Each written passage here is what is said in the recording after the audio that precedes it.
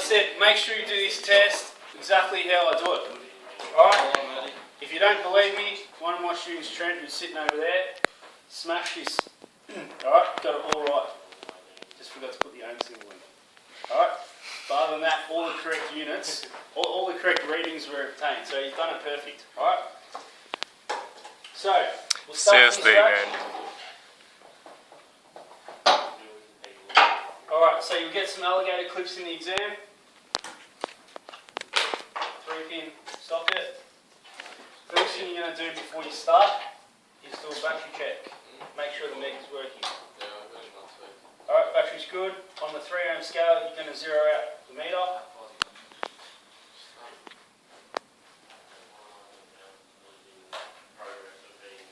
Alright, so that's good. And then we're going to test continuity between these alligator clips. We're not zeroing them out, we're just making sure that they work, because someone's used them before, there's a fair chance they may have broken them, or they become broken, and if they're broken, they're going to be useless. So just make sure they're continuous. Alright, so they're all good. Alrighty, so the first thing we're going to do before we start the test is we're going to bridge out our actives at the meter panel, like so. And bridge out our neutral and active at the consumer mains.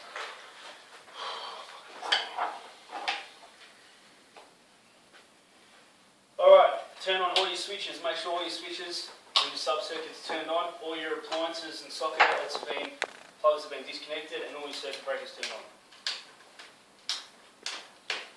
Alright, now you're ready to start your test. First test we're going to do is a resistance of the main earthing conductor. So on the 3 ohm scale from earth to the earth stake.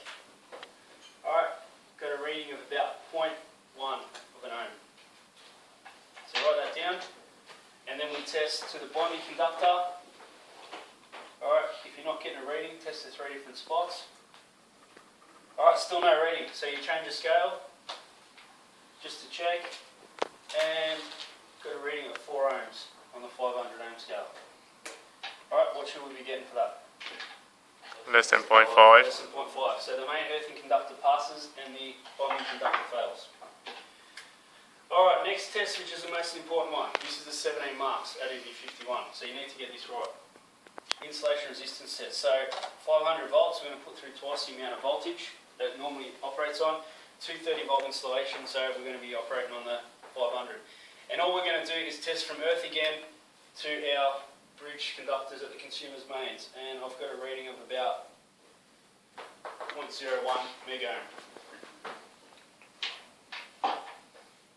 Alright, so that's going to fail. We need a reading greater than 1 meg ohm. Now, next important thing, if you don't do this right, you'll get it wrong. You must disconnect the bridge at the consumer's mains, and you must turn off all your circuit breakers.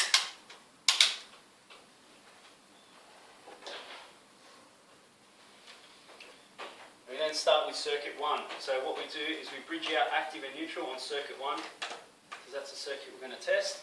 All the circuit breakers have been turned off, so we're not going to get any feedback to any other circuits. And again, we test from earth to our bridge conductor. And I've got about 0.2 meg ohm for that circuit. So does that pass or fail? Fail. Alright, fail. Should be greater than 1. Move across to circuit number 2. Repeat this test. So from earth to our bridge conductor, and I've got about 0.9 meg ohm, so that's another fail, because it's less than 1. And then GPO number 3, got infinity, which is perfect. Will there be one GPO for each circuit? Yeah, Just one? there should be. Yeah, yeah. Alright, so that's basically the installation resistance done. That's your 17 marks out of 51. It's fairly easy, but if you leave your breakers on or you don't disconnect that bridge, you'll stuff it up. Alright, because you'll get different readings because there'll be feedback through other circuits. Alright, the next test we're going to do is the resistance and insulation of your appliance. Now this is your appliance only. Alright, don't worry about the socket outlet that it's connected to, the appliance itself. So from the earth pin, we'll do the earth continuity or resistance of the earth. So from the pin on a 3 ohm scale, we're going to test to the frame. Alright, and I've got about 0.1 of a meg ohm. Sorry, 0.1 of an ohm. Insulation resistance on the 500 volt scale.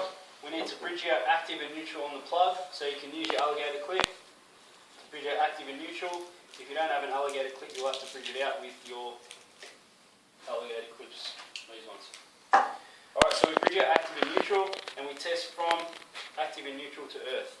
Alright, now, if it's an appliance with a switch, make sure it's turned on. If it's got 3 settings, low, medium, high, turn on high. Just make sure it's turned on to its full capacity. And you test from active and neutral to earth. And I've got infinity megohm. Alright, so again that's perfect. Indicating that there's no short between active and neutral to earth. Alright, the next test we're going to do is earthing of our sub-circuits. That's it, no, do test. Alright, so clip this back onto our earthing conductor or ambient link.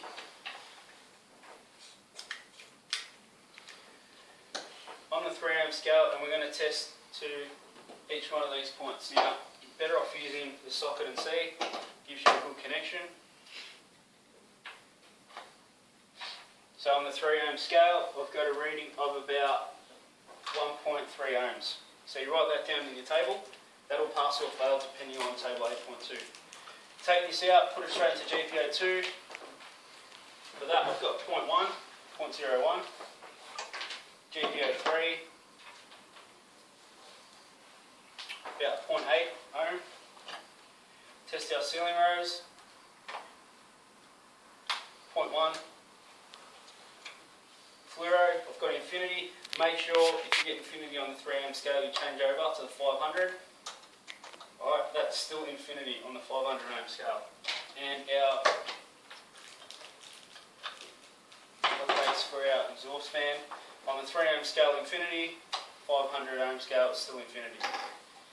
So we write down all those, and the last one we're going to do is our appliance, alright, which is our range, and on the 3 ohm scale, I've got a resistance of about 0.1. So you write all those down in that table. You then go to table 8.2 with your 3000. You add that value that we've just measured to the RPH value in the table, and that value that you add together must be less than whatever's in the book. Alright, so you add whatever you got, for example GPO1 and what's in your table, add them together, and then that total must be less than what's in your book. If it is, it passes. If it doesn't, it fails. Next test is the polarity of consumer's mains. Alright, fairly easy test. All we're testing is from the active at the consumer's mains to the top of the main switch. And I've got about 0.1. Alright, so that's great. That passes. And the neutral, I've got as well about 0.1. So they both pass. So we've got continuous connection between those two.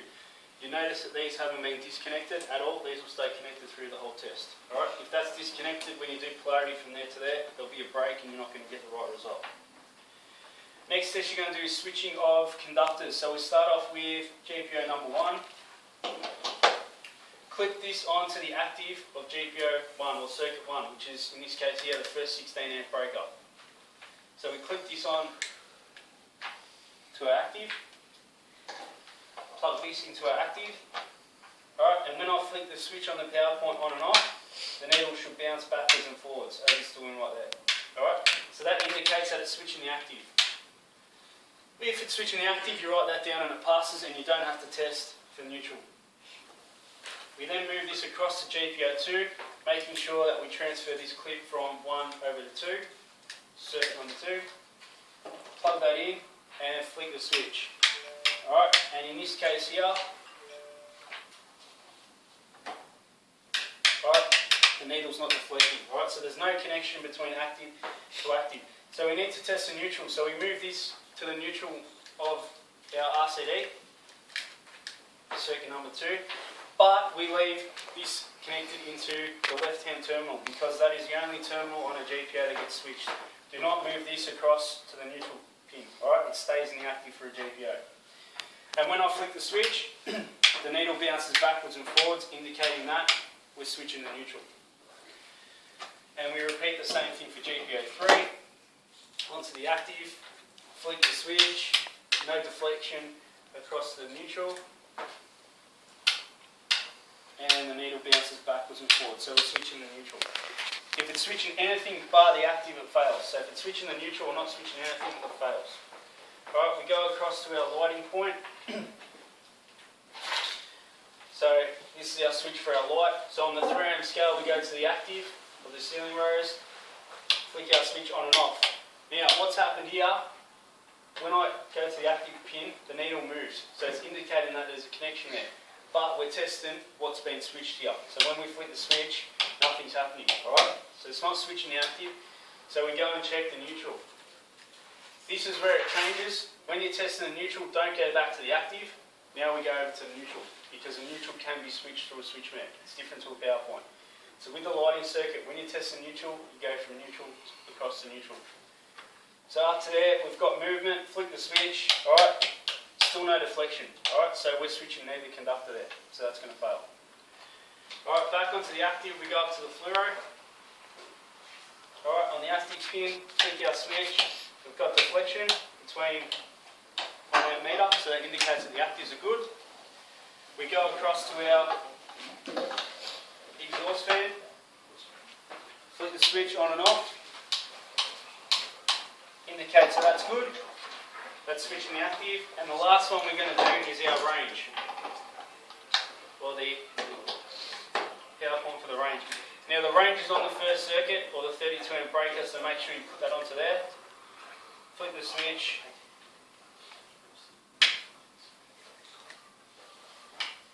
Alright, so flick the switch and we're getting a needle deflection indicating we're switching active, so that passes.